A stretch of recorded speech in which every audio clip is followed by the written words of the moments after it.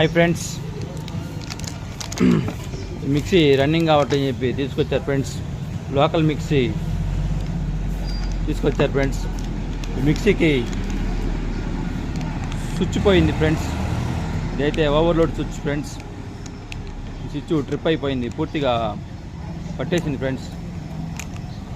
ఒకసారి ఆన్ అవుతుంది, ఒకసారి ఆన్ కావట్లేదు.